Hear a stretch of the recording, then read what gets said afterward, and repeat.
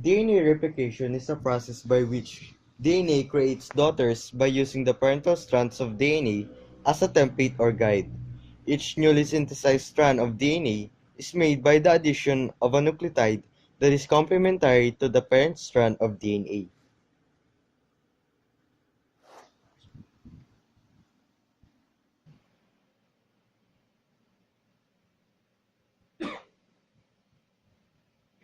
So here are the DNA replication steps.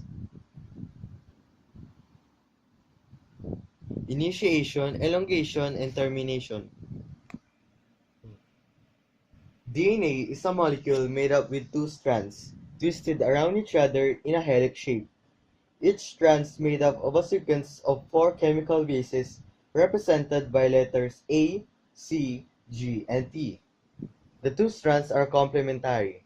This means wherever there's a T in one strand, there will be A in opposite strand. And if there's C in one strand, there will be a G in other strand. Each strand had a 5' end and a 3' end, the two strands running opposite directions. This determines how each strand of DNA replicated. Remember, A can only join with T, G can only join with C. One of the strands is oriented in the 3 to 5 direction. This is the leading strand. The other strand is oriented in the 5 to 3 direction. This is the lagging strand. As a result of the different orientations, the two strands are replicated differently. Let's start. Initiation. The first step in DNA replication is to unzip the double helix structure of the DNA molecule. This step is also known as the unzipping stage. This is carried out by an enzyme called helicase, which breaks the hydrogen bonds holding the complementary bases of DNA together. The separation of the two single strands of DNA creates a Y shape called a replication fork. The two separated strands will act as templates for making the new strands of DNA. Elongation, the addition stage. In leading strand, a short piece of RNA called a primer comes along and binds to the end of the leading strand. The primer acts as a starting point for DNA synthesis. DNA polymerase binds to the leading strand and then walks along it, adding new complementary nucleotide bases to the strand of DNA in the 5 to 3 direction. This sort of replication is called continuous.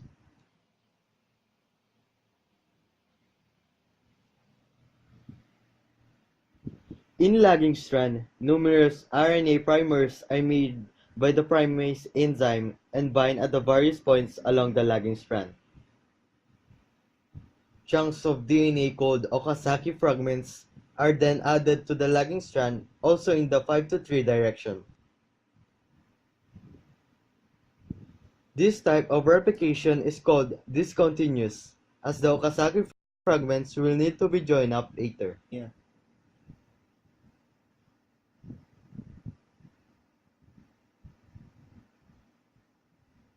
Termination, the removing of primers.